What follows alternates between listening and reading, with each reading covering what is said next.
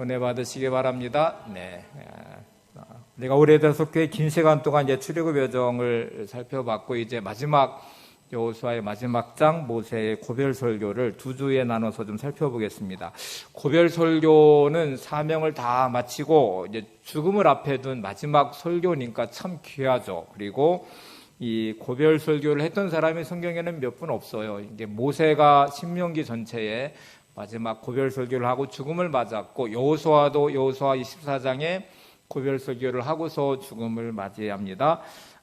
그리고 예수님이 십자가를 앞에 두고 마지막 마가의 다락방에서 마지막 만찬하시면서 제자들을 향한 마지막 설교의 당부의 말씀을 하시고 십자가를 지시죠.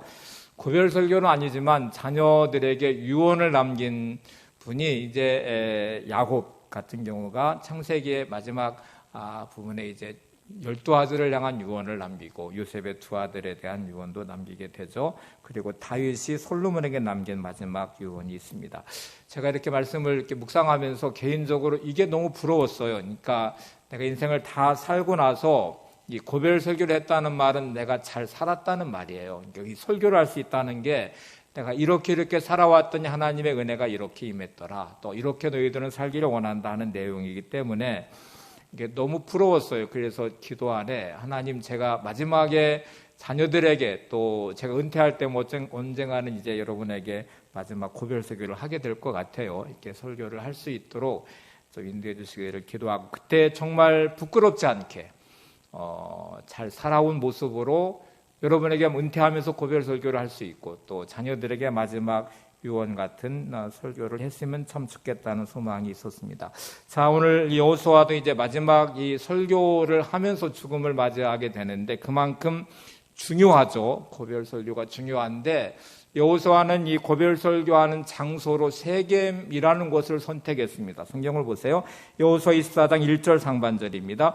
여호수아가 이스라엘 모든 지파를 세겜에 모으고, 의도적으로 세겜이라는 곳을 선택해서 이스라엘 백성들을 모았다는 말이니까 장소가 참 중요하다는 생각이 들게 되죠. 왜 여호수아는 그 많은 장소들 중에서 세겜이란 장소를 선택했을까를 먼저 생각해 봐야 되는데, 세겜은 여호수아 8장에 보면 이스라엘이 여리고성과 아이성을 점령하고 나서 에발산으로 들어가요. 에발산과 그리심산이 있는 곳이 세겜이라는 곳에 있는 산이거든요. 이게 세겜은 에발산과 그리심산이 있는 지역이었고, 이 세겜에서 이스라엘 백성들은 에발산과 그리심산에서 저주와 축복의 말씀을 선포하면서 이스라엘 백성의 언약을 맺습니다. 하나님과 언약을 맺는 언약의 장소예요. 그래서 이 내용은 여호수아가 죽음을 앞에 두고 다시 이스라엘 백성들을 하나님의 언약 위에 말씀에 세우고자 하는 마음이 있어서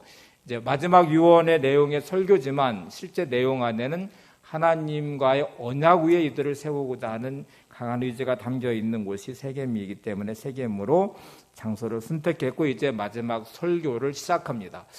여호수아가 강조한 첫 번째는 하나님의 도우심이었습니다. 하나님의 은혜로 너희들이 지금 여기까지 살아왔다는 거예요.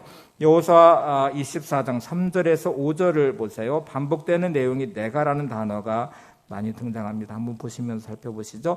내가 너희의 조상 아브라함을 강 저쪽에서 이끌어내어 가나안 온 땅에 두루 행하게 하고 그의 씨를 번성하게 하려고 그에게 이삭을 주었으며, 내가 모세와 아론을 보내었고 또 애굽의 재앙을 내렸나니 곧 내가 그들 가운데 행한 것과 같이 그 후에 너희를 인도하여 내었노라. 6절에서 8절도 역시 내가라는 단어가 계속 반복이 돼요. 여기서 내가는 여호수아를 가리키는 말이 아니라 하나님을 가리키는 말이에요. 하나님이 여호수아를 통해서 내가 이렇게 말씀하고 계시는데, 그 말씀이 아브라함 때로부터 택하셔서 언약을 맺으셨고 인도하셨고 보호하셨고 이삭에게, 야곱에게, 요셉에게 이렇게 계속 말씀하면서 이제 모세와 아론에게도 너희들이 종사했던 그 애굽 땅에서 출애굽을 한 때에도, 홍해를 건널 때에도, 광야를 지날 때에도, 가나안에 들어와서 전쟁할 때에도, 땅을 분배할 때에도, 지금 이 순간까지 내가 너희들을 인도했다. 이게 지금 첫 번째 중요한 이제 고별 설교의 내용이에요. 하나님의 인도하심이 있었다는 거죠. 하나님의 은혜가 있었다는 거죠. 여러분, 우리가 살아가는 인생의 뒤안길을 이렇게 돌아오면서 하나님의 은혜였습니다. 하나님의 도우심이었습니다 하고 고백할 수 있으면 믿음이 있는 거죠. 그리고 그렇게 고백할 수 있는 삶이 아름다운 삶이죠. 내가 죽음을 앞에 두고 우리가 살아온 인생을 뒤돌아볼 때 모든 것이 하나님의 은혜였습니다. 하나님의 도우심이었습니다. 이렇게 고백할 수 있는 사람이 되시기를 바랍니다. 지금 여호수아가 말하려고 하는 것은 하나님이 인도하셨다. 하나님이 도우셨다. 하나님의 은혜로 너희들은 살아왔다. 이걸 잊지 말아라 하는 이제 내용이에요. 여러분, 지나온 순간마다 하나님의 은혜였음을 고백한다는 게 쉬울 것 같지만 은혜 없이는 안 되는 고백이고요. 내가 살아온 삶이 너무 힘들고 어려웠는데, 나는 정말 고통이 많았는데 너무 많이 어려움을 겪었는데, 현재에도 많은 어려움을 겪으실 수도 있고 많은 문제가 산적해 있을 수도 있고, 내 뜻대로 안 된 인생 앞에 씨름하면서 왜 내 인생은 이래 하고 탄식할 수도 있어요. 근데 우리가 잊지 말아야 될 건, 이스라엘 백성은 애굽에 종살이하는 순간에도 하나님이 함께 하셨고요. 광야의 그 고난의 40년의 시간도 하나님이 함께 하셨고, 인도하셨고 보호하셨고, 수많은 적들과 싸우는 가나안 땅의 전쟁 속에서도 하나님이 싸워주셨고 인도하셨고, 그 고난의 시간들을 지나 땅에 분배받는 그 순간에도 하나님이 인도하심과 은혜가 있었다는 것입니다. 그래서 여러분의 환경과 문제, 여러분의 현재 상황에서 말하지 마시고, 그럼에도 불구하고 하나님이 나를 인도하셨구나, 하나님의 은혜로 내가 오늘도 살고 있구나 하는 고백이 중요하죠. C.S. 루이스가 말년에 이제 기자들이 이런 질문을 했어요. 당신의 인생은 어땠습니까? 그가 얼마나 험난하고 힘든 인생을 살았는지를 너무 잘 알아요. 그게 아내를 만났을 때 이미 암이 그의 온몸에 아내에게 퍼져 있었고, 결혼 생활 늦게 결혼했거든요. 짧은 결혼 생활에 아내를 투병을 하다가 간호하다가 결국 아내를 먼저 보내게 된 그의 인생도 있었고, 많은 공격도 받았고, 이제 이런 어려움들이 있었어요. 그런데 C.S. 루이스가 한참 생각한 후에 이렇게 말을 했습니다. 제 인생은 평탄하지 않았습니다. 그러나 하나님은 선하셨습니다. 인생을 말할 때 정말 형통했다, 평탄했다, 내 뜻대로 됐다, 이렇게 말할 수는 없죠. 너무나 힘들고 어려운 시간들이 많았고, 고통도 많았고, 내 뜻대로 안 된 인생의 시간도 많았는데, 그런데 하나님은 여전히 선하셨습니다. 이 고백은 그럼에도 불구하고 내가 많은 어려움과 고난을 겪었지만 하나님은 여전히 나를 사랑해 주셨고, 나를 인도하셨고, 나를 지켜주신 하나님은 여전히 선하신 하나님이십니다 하는 고백이에요. 여러분, 우리의 삶이 순례의 길이라고 말합니다. 어디를 향한 순례의 길? 순례자는 돌아갈 곳이 있다는 말이거든요. 목적지가 있어야 돼요. 그런데 우리의 순례의 길은 영원한 하나님 나라를 향한 순례의 길이잖아요. 가는 인생 여정은 때로 고난의 시간도 있고, 광야를 지나고, 또 이렇게 영적 싸움을 하듯이 싸움의 자리도 있고, 힘들고 어려운 시간도 있지만, 이 순례의 길에는 하나님의 도우심이 절대적으로 필요합니다. 그래서 아침의 도우심과 밤의 도우심과 은혜와 평강이 늘 위안이 있어야 되죠. 시편 기자는 그래서 이렇게 고백을 해요. 시편 92편 1절에 보시면, 아침마다 주의 인자하심을 알리며 밤마다 주의 성실하심을 베풀미 좋으니이다. 힘들고 어려운 인생의 여정의 시간들, 고난의 시간들이기도 하지만 주의 인자하심이 아침마다 내게 임해서 그 인자하심으로 내가 살고, 밤마다 주의 성실하심이 베풀미 내게 있어서 그것이 제게는 너무 좋습니다 하는 고백이고, 하나님을 향한 찬양이죠. 힘든 중에도 하나님의 은혜를 잊지 마시기 바랍니다. 그리고 하나님의 도우심이 있음을 기억하시기 바랍니다. 미국의 무디 신학 학장이었던 조지 스위팅이라는 분이 아주 재미있는 표현을 하나 있어요. 하나님은 자녀가 있을 뿐 손자는 없다는 말이에요. 이게 부모에게 자녀가 태어나죠. 손자는 이제 한번 건너잖아요. 자녀의 또 자녀니까. 그럼 하나님에게는 손자가 있냐? 손자가 없다는 말이죠. 하나님에게는 자녀만 있을 뿐이다. 다시 말하면 직접의 관계만 존재한다는 말이에요. 되게 이렇게 우리가 신앙생활 하다가 부모님이 잘 믿으니까 나는 괜찮을 거야. 그렇지 않아요. 하나님은 나와 하나님과의 인격적인 1:1의 관계로 들어가야 된다는 말이죠. 그래서 하나님은 자녀가 있을 뿐 손자가 없다는 말이고, 은혜를 받아도 내가 받아야 되고요. 하나님의 보호하심의 은총 안에도 내가 들어가야 되고 또 하나님의 복도 내가 받아야 되는 것이죠. 그것이 내게는 중요한 부분이죠. 하나님과 가까운 친밀한 관계를 말하는 거예요. 그래서 여호수아 24장에 여호수아의 고별 설교는 내가 너를 나에게 이렇게 많이 등장하는 건 하나님이 계속 아브라함 때에도 아브라함과 하나님의 관계 안에서, 이삭 때에도 아브라함의 하나님이 아니라 이삭의 하나님이시죠. 야곱 때에도 애굽에 종살이한 이스라엘 백성, 광야를 지난 이스라엘 백성들도 다 하나님과의 관계를 맺는 나의 하나님이어야 돼요. 그 하나님의 인도하심과 은혜가 이제 있다는 말이죠. 그래서 우리가 하나님의 은혜, 나를 지으신 분도 하나님이시고 나를 부르신 분도 하나님이시고 나를 보내시는 분도 하나님이시고 내가 하나님의 은혜로 이렇게 살아갑니다 하고 고백하는 신앙과 믿음이 중요하죠. 이게 이제 찬양으로 만들어졌어요. 나를 지으신 이가 하나님. 함께 찬양으로 올려드려 볼까요? 나를 지으신 이가 하나님, 나를 부르신 이가 하나님, 나를 보내신 이도 하나님, 나의 나 된 것은 다 하나님 은혜라.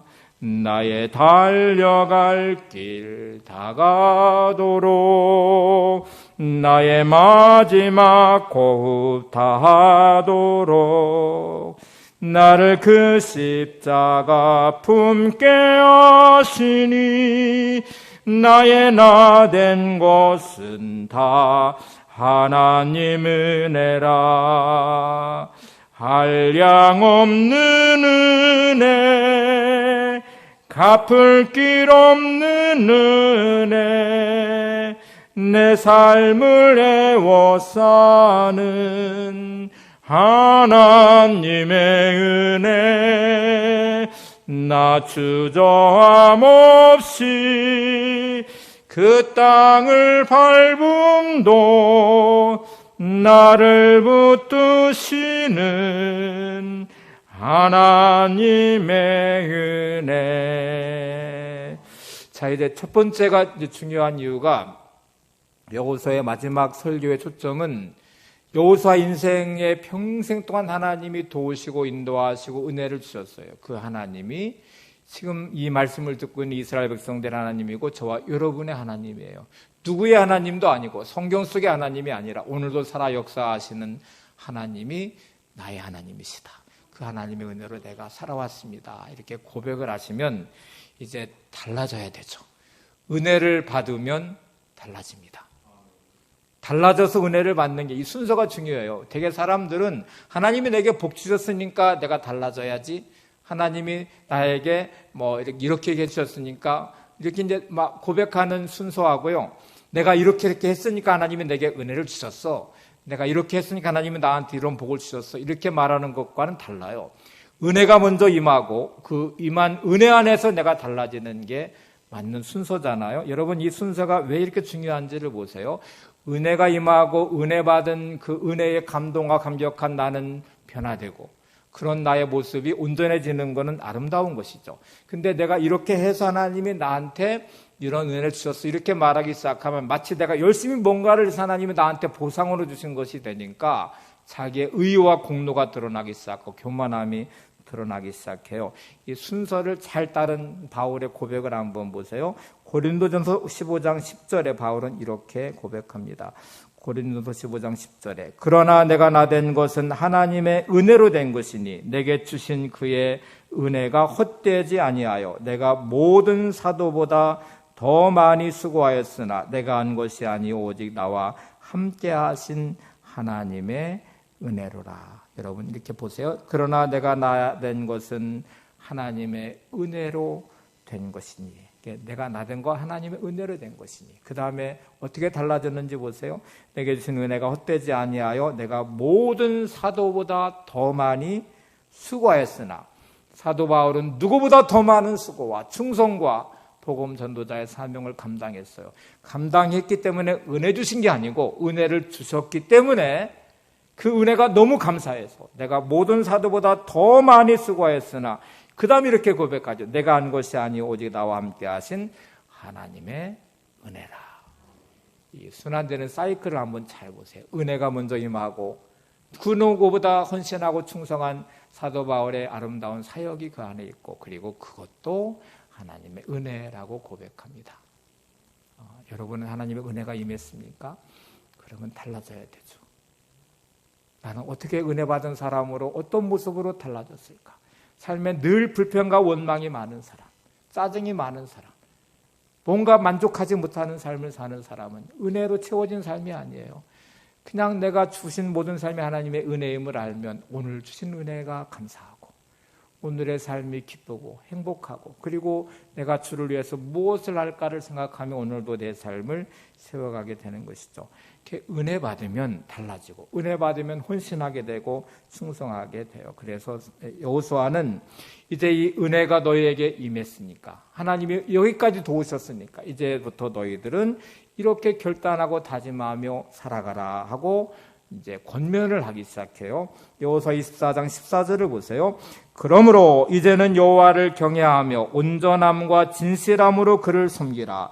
너희 조상들이 강 저쪽과 애굽에서 섬기던 신들을 치워버리고 여호와만 섬기라. 그러므로라는 단어가 앞에 있는 내용들이잖아요. 하나님이 여기까지 인도하시고 도우시고 은혜를 주셨으니 그러므로 너희들은 오직 하나님만 섬기라는 말이에요. 그래서 여호와를 경외하며 온전함과 진실함으로 그를 섬기라 이렇게 말씀을 하죠.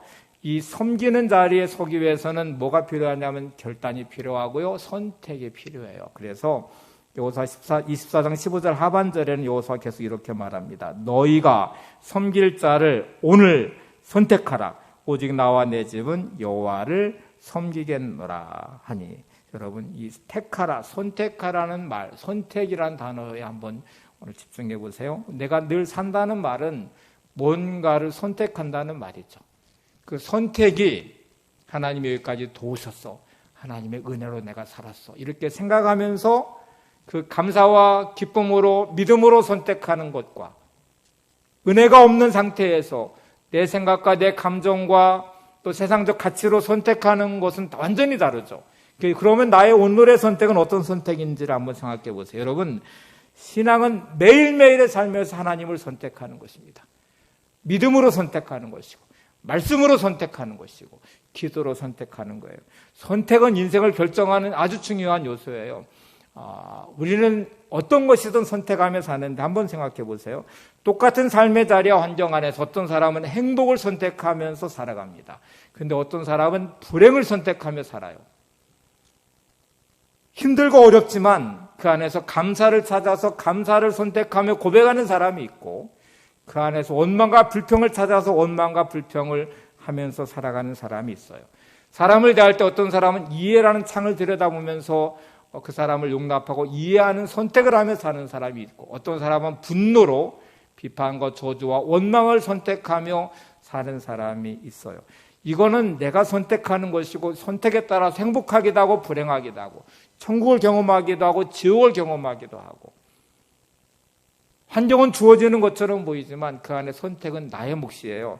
글 하나를 제가 인용해 볼게요. 이게 이제 문명의 글인데 저자가 누군지는 몰라요. 근데 이런 좋은 글이 하나 있어요. 다 보세요. 얼굴은 주어지는 것입니다. 그러나 미소는 선택입니다. 돈은 주어지는 것입니다. 그러나 만족은 선택입니다. 학위는 주어지는 것입니다. 그러나 독서는 선택입니다. 사랑은 주어지는 것입니다. 그러나 결혼은 선택입니다. 영생은 주어지는 것입니다. 그러나 믿음은 선택입니다. 장수는 주어지는 것입니다. 그러나 건강은 선택입니다. 응답은 주어지는 것입니다. 그러나 기도는 선택입니다. 고난은 주어지는 것입니다. 그러나 승리는 선택입니다. 주어진 것 안에 선택할 수 있다는 말이에요. 이스라엘 백성들이 광야를 지나는 고통스러운 삶의 환경에서도 믿음을 선택한 사람이 있고, 불평과 원망으로 불신앙을 선택한 사람들이 있습니다. 하나님이 주어진 삶의 자리에서 감사를 선택한 사람도 있지만 불평을 선택한 사람도 있습니다. 누군가를 향하는 마음이 용서를 선택하기도 하고 저주와 비판과 원망을 선택할 수도 있습니다. 여러분이 선택하는 거예요. 주어지는 것도 있지만 선택할 수도 있다는 게 너무너무 중요하죠. 이 선택을 한번 잘 보세요. 이제 신앙 안으로 들어와 보면 성경 끝없이 바알이냐 하나님이냐 선택하라고 말하죠. 여호수아도 지금 너희들이 선택해라. 하나님을 선택하든지 지금까지 조상들이 섬겨왔던 우상을 선택하든지 선택하라고 하죠. 이거는 신앙적 선택이라고 우리가 말을 해요. 신앙적으로 선택하는 거예요. 금송아지냐 아니면 신의 산이냐 하는 선택이는데 이 가치관의 선택이죠. 모세가 하나님 말씀을 받으러 올라간 시내산의 그 가치관을 가지고 선택할 수도 있지만 금송아지를 만들어 하나님이라고 우상 숭배하는 데도 선택할 수 있죠. 시저냐 그리스도냐 하는 이 선택은 주인의 선택이에요. 한번 여기를 한번 볼까요? 시저냐 초대교인들이 로마의 지배를 받으면서 그들에게 요구하는 게 어떤 종교를 갖고 어떤 신을 섬기는 것을 다 용납하지만 이렇게 말을 해라. 시저 황제가 너희들의 주인이다. 퀴리오스라는 고백을 하도록 했어요. 이게 이제 그들의 딱 하나의 조건이에요. 근데 이스라엘 백성들뿐만 아니고 이제 유대인이 개종한 그리스도인들은 예수 그리스도를 나의 주라고 고백하기 시작했어요. 퀴리오스라는 단어거든요. 퀴리오스라는 단어는 오직 황제에게만 붙일 수 있는 단어였는데 이 그리스도인들은 아니다. 황제가 나의 인생의 주인이 아니라 예수님이 나의 주인이시다. 퀴리오스라는 단어를 고백했어요. 이게 이제 선택의 자리였어요. 이 선택에 목숨이 걸렸습니다. 붙잡히면 로마의 관리들은 딱 하나를 질문해요. 누가 너의 퀴리오스냐? 시저냐 그리스도냐? 그러면 이 선택을 해야 돼요. 목숨을 내놓고 예수님이 나의 퀴리오스입니다 하고 말하면 순교를 당해요. 이 선택의 자리에 그들은 자신들의 믿음을 지키는 믿음의 선택을 하게 되죠. 여러분, 행복과 불행이냐는 운명의 선택이잖아요. 여러분, 행복을 선택하든 불행을 선택하든 여러분의 자리에 선택을 하실 수 있습니다. 그리고 그것은 여러분의 운명을 결정하게 되죠. 자, 이제 다시 15절 말씀을 보시면 이 섬길 자를 선택하라. 이제 택하라 말씀이 나오는데 그 날이 언제냐면 오늘이에요. 다시 여호수아 24장 15절 하반절을 다시 보세요. 너희가 섬길 자를 오늘 택하라. 오직 나와 내 집은 여호와를 섬기겠노라 하니. 선택은 언제 하는 거예요? 오늘 하는 거예요. 지나온 과거의 시간에 선택을 할 수 없죠. 내일의 시간도 선택할 수 있는 시간이 아니에요. 우리가 선택할 수 있는 시간은 오늘 선택할 수 있습니다. 오늘 지금 이 순간에 여러분은 선택할 수 있습니다. 그래서 여러분 아무리 잘했어도 지나온 과거는 돌이킬 수도 없고 선택할 수도 없어요. 아무리 내일을 우리가 기대하고 소망한다고 해도 내일은 선택할 수 있는 시간이 아닙니다. 우리가 선택할 수 있는 시간은 오직 오늘만 선택할 수 있습니다. 그래서 이런 말이 있어요. 과거는 은혜요, 미래는 약속이며 오늘은 선물이다. 따라서 해보세요. 과거는 은혜요, 미래는 약속이며 현재는 선물이다. 자, 이 말을 잘 기억해 보세요. 과거는 여호수아가 뭐라고 했어요? 하나님의 은혜라고 고백했어요. 과거를 해석할 때에 아이고 내 팔자가 왜 이런지 몰라, 내 인생만 왜 이런지 몰라 이렇게 말하지 마시고 지나온 인생은 하나님의 도심이었습니다. 하나님의 은혜였습니다. 은혜의 시간이었어요. 내일의 시간은 미래의 시간은 하나님의 언약과 약속 위에 세워진 시간이어야 돼요. 여러분의 욕망과 탐욕으로 바라보는 내일이 아니고 미래가 아니라 하나님의 언약 위에서 꿈꾸는 미래, 하나님의 말씀 위에서 세워진 미래를 바라보셔야 돼요. 그리고 오늘은 하나님이 내게 주신 선물이에요. 그 선물의 시간을 감사하시기 바랍니다. 그 이 선물의 시간, 오늘의 시간의 선택을 잘 하시기 바랍니다. 그 선택이 너무너무 중요하죠. 자, 이제 여호수아는 오늘 너희들이 섬길 자를 택하라 말하면서 오직 나와 내 집은 여호와를 섬기겠노라. 자신과 자신의 집을 하나님께 올려드리고 있어요. 이 부분은 다음 주 말씀을 드리려고 그래요. 여러분, 신앙은 개인이지만 신앙생활은 가족이 중요하죠. 구원은 개인이 받지만 복은 가족이 함께 받는 것이거든요. 그래서 함께 더불어 신앙생활 한다는 건 너무너무 중요한 부분이에요. 그래서 여호수아는 나와 내 집은 오직 여호와를 섬긴다고 선택을 하면서 가정을 올려드렸어요. 이건 다음 주에 좀 살펴보도록 하고 오늘 이 선택의 부분을 한번 집중해 보도록 하죠. 자, 여러분 우리는 매 순간의 선택이라는 걸 해요. 이거를 사전 의사 결정이라는 단어로도 표현할 수 있고 우리의 선택은 믿음의 선택이죠. 믿음의 선택이면 신앙적 선택이고 여기는 거룩한 사전 의사결정이라고 이제 말하기도 해요. 사전 의사 결정은 여러분에게 늘 하는 부분도 있어요. 한번 제가 예를 들어 볼게요. 사전 의사 결정이 왜 중요한지를 보시면 오늘 내가 결정한 것이 미리 결정을 하는 거예요. 결정하는데 그 결정이 이제 내일의 시간에, 미래의 시간에도 이 결정에 의해서 좌우가 되기 시작합니다. 여러분 백신 지금 다 맞으신 분 대부분 1, 2차 맞으셨고 이제 1차 맞으신 분도 계실 텐데 저도 2차까지 맞았어요. 맞았는데 이거를 아무 때나 가서 맞지 못하잖아요. 사전 예약을 하셔야 되잖아요. 언제 맞겠습니다 하고 사전에 여러분의 의사로 결정을 해놓으시면 그날에 그 시간에 거기 가서 병원에 가서 이제 주사를 맞으시잖아요. 필연적으로 뭐 어떤 일이 갑자기 생겨서 미룰 수도 있지만 아마 대부분은 아마 약속한 날짜의 시간에 사전 의사 결정해 놓은 곳에 따라서 가셔서 주사를 맞았을 거예요. 그건 나한테 중요하니까. 코로나19라는 이 상황이 면역력을 가지고 이제 생활을 해야 되는 일상으로 돌아가야 되니까 백신을 맞아야 되고 사전 의사 결정을 한 상태로 이제 맞으신 거잖아요. 이런 것들이 많아요. 하나만 더 예를 들어볼게요. 돈 한번 생각해 보시죠.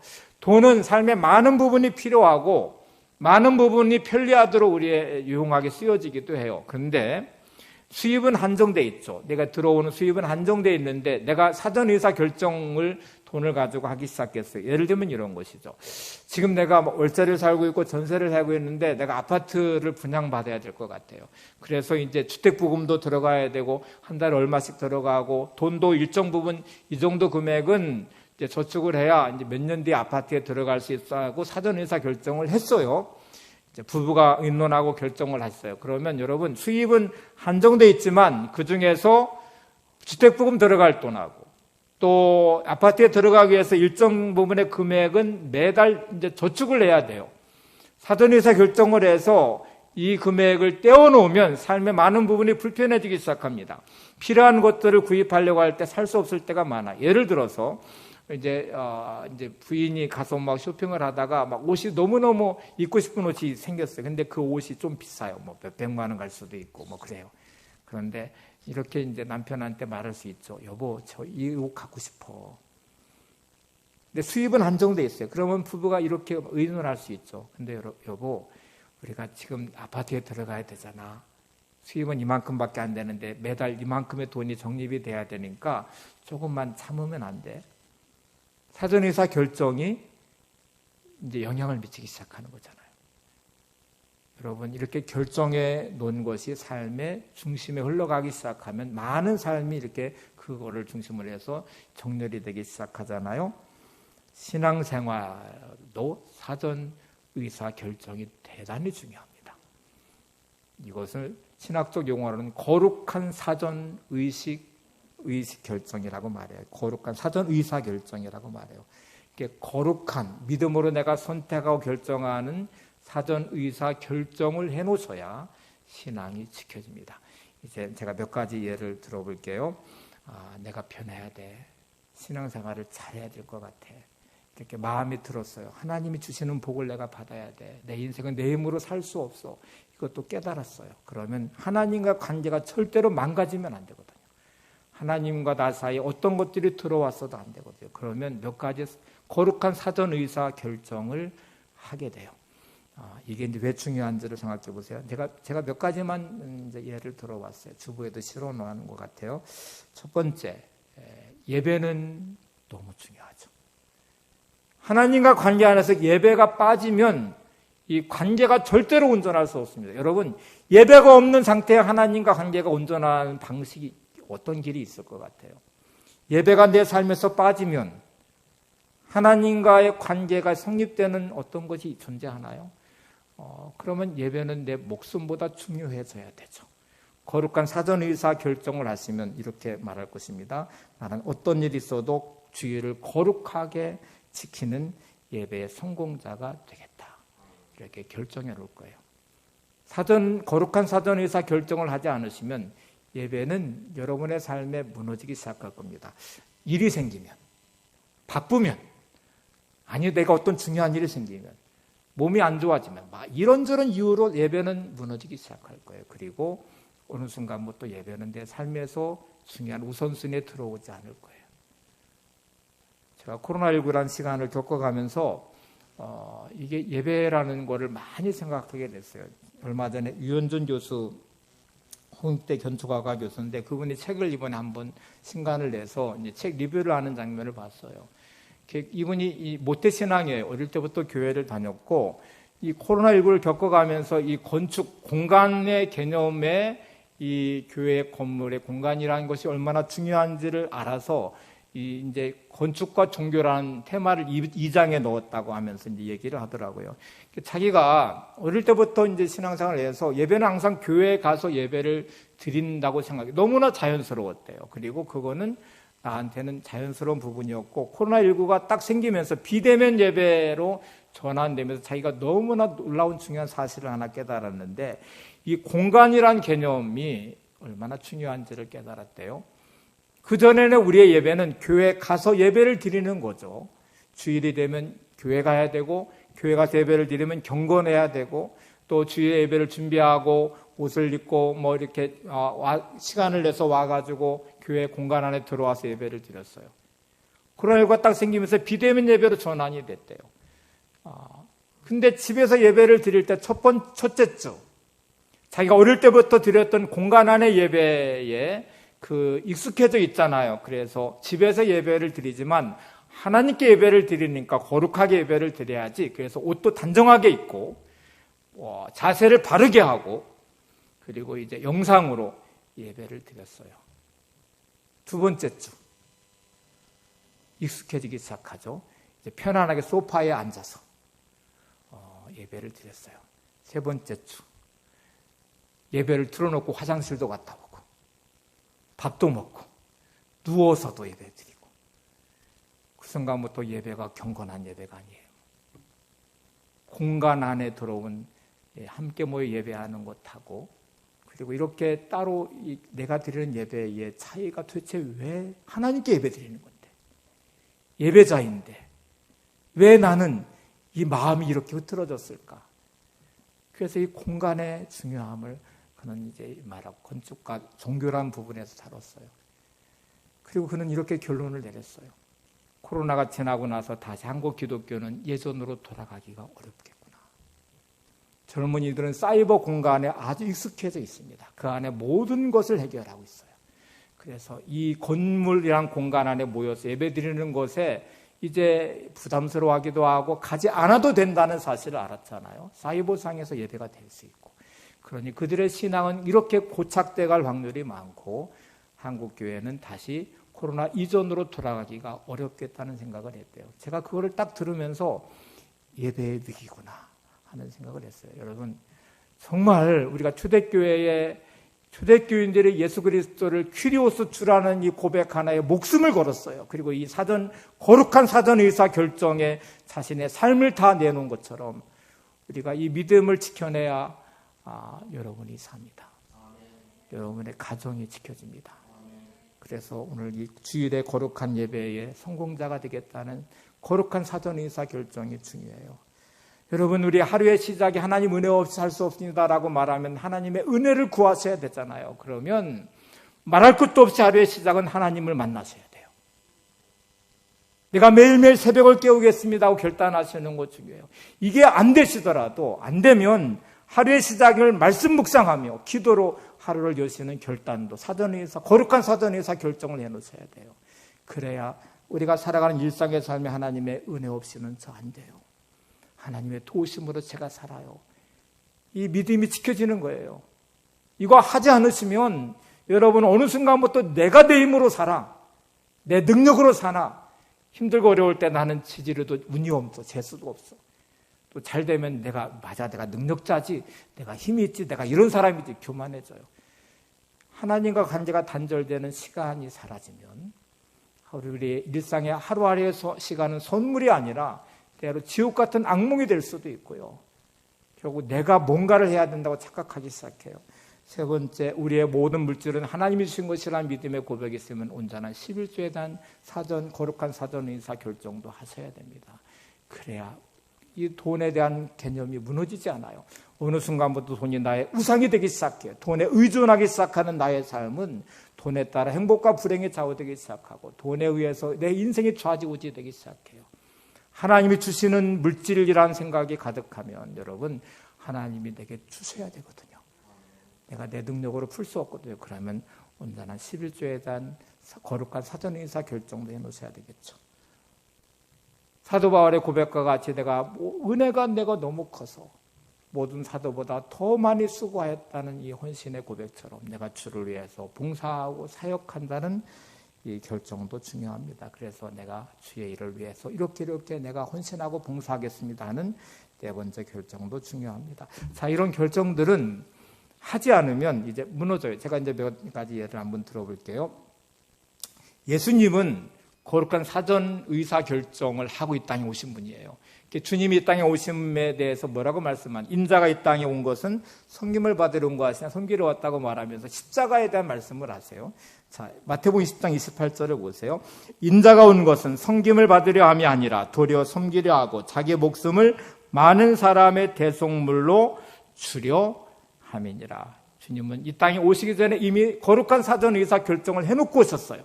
내가 섬김을 받으러 온 것이 아니라 섬기러 왔고 내 자신을 많은 사람의 대속물로 주기 이 땅에 온 것이고 십자가 지기 위해서 왔다는 것을 결정해 놓으시고 오셨기 때문에 꿋꿋하게 십자가의 길을 가셨습니다.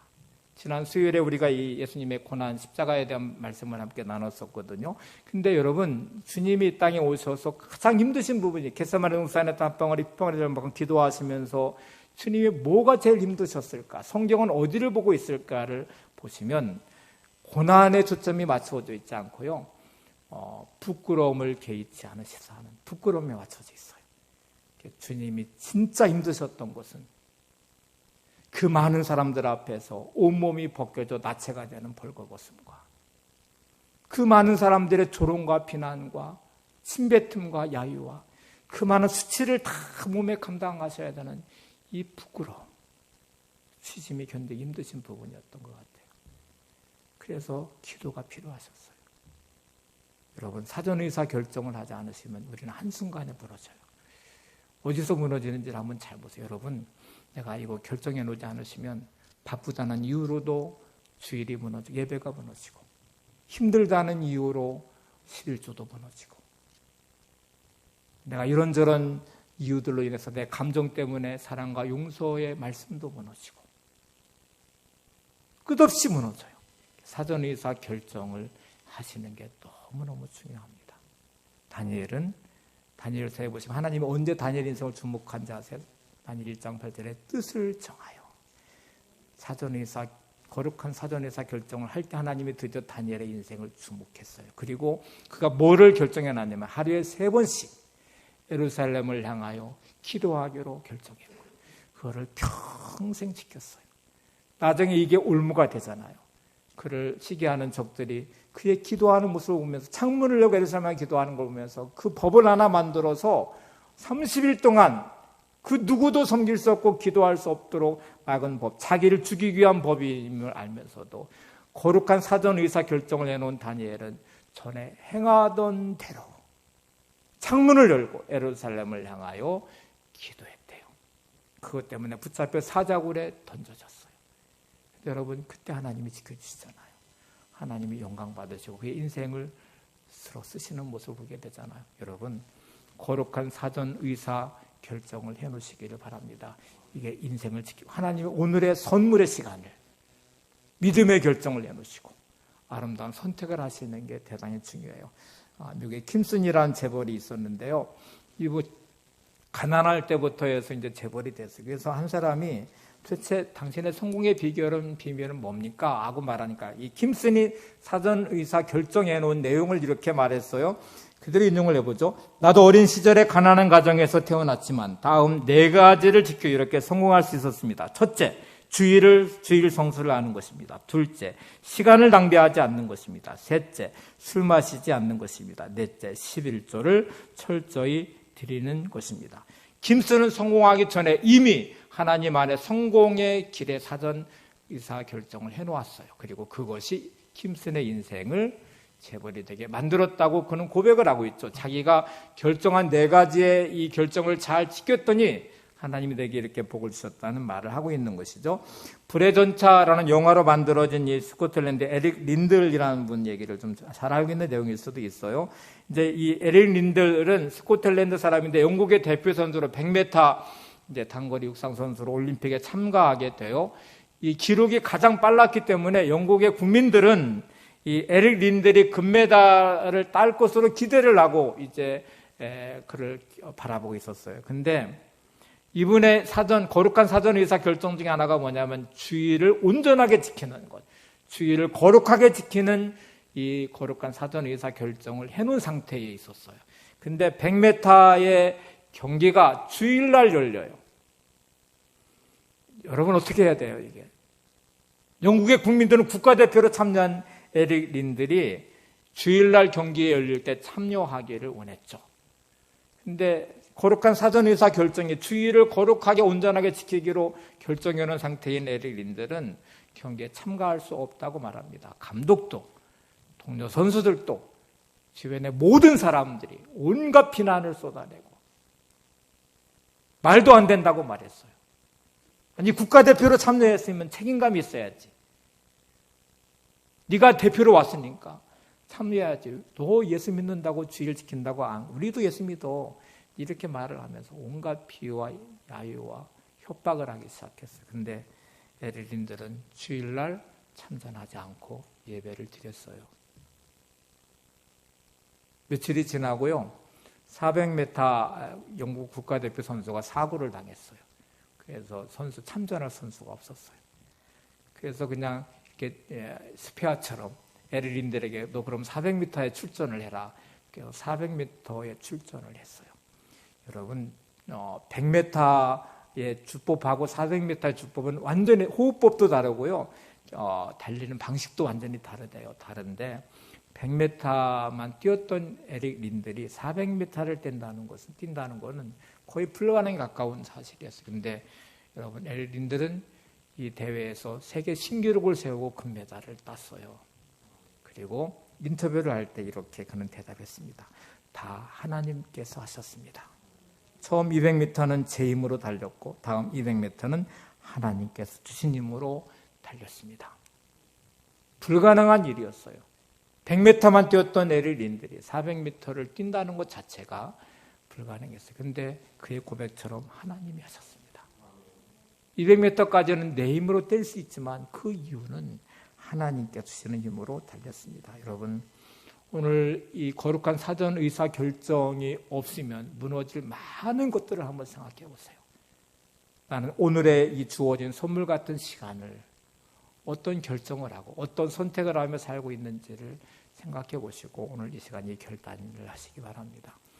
여호수아가 하고 싶었던 가장 중요한 마지막 당부는 그거였어요. 오늘 선택해라. 오늘 택해라. 잠언 3장 5절 6절을 보세요. 너는 마음을 다하여 여호와를 신뢰하고 내 명철을 의지하지 말라. 너는 범사의 그를 인정하라. 그리하면 내 길을 지도하시리라. 마음을 다하여 여호와를 신뢰하고 내 명철을 의지하지 말라. 너는 범사의 그를 인정하라. 그리하면 내 길을 지도하시리라. 이 땅을 살고 간 사람도 많아요. 이 동시대를 사는 저와 여러분들 이제 살다가 우리는 언젠가는 떠나게 될 거예요. 우리 후대의 사람들 다음 세대도 또 이 땅에 살아갈 세대예요. 내가 살아온 이 시간들을 많은 선택을 하며 살아왔을 텐데 내가 뒤돌아보면서 나는 어떤 삶을 살았을까? 저의 간절한 바람도 마지막 여호수아 같은 고별 설교를 할 수 있는 사람이 됐으면 좋겠다. 하나님의 은혜로 살아왔습니다. 오늘 너희들도 이렇게 선택하며 살아라 하고 말할 수 있는 아름다운 신앙의 흔적들이 여러분에게도 많아지시기를 바랍니다.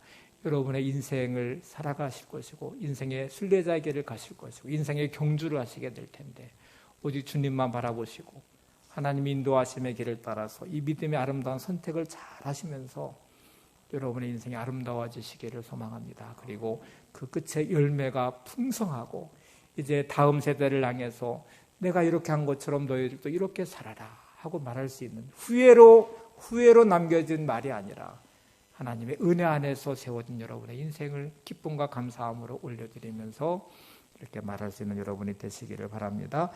우리 지줄리 안에 당신으로 저는 족합니다 하는 걸 함께 고백하고 마치겠습니다. 같이 한번 고백해 보시죠. 하나님, 주의 선하심을 따라 주님 자신을 저에게 주소서. 저에게는 주님만 있으면 충분하기 때문입니다. 주님이 아닌 다른 것을 주님만큼 값지다고 생각하고 구하는 것은 옳지 않습니다. 만일 제가 주님 아닌 다른 어떤 것을 구한다면 저는 늘 부족함을 느끼게 될 것입니다. 오직 주님 안에 있을 때 저는 모든 것을 가지고 있는 것입니다. 마지막 찬양을 이렇게 한번 고백하며 올려드리고 싶습니다. 내가 고난 중에도 찬송할 수 있음은 은혜의 힘입니다. 내가 실패했어도 감사할 수 있음은 은혜의 힘입니다. 나를 대적하는 자 사랑할 수 있음은 은혜의 힘입니다. 내게 고통 주는 자 품어줄 수 있음은 은혜의 힘입니다. 주님의 은혜가 내 안에 들어오면 나는 날마다 기뻐집니다. 은혜 위에 은혜가 더하여 질수록 오직 주님만 바라봅니다. 함께 고백하고 찬양하겠습니다.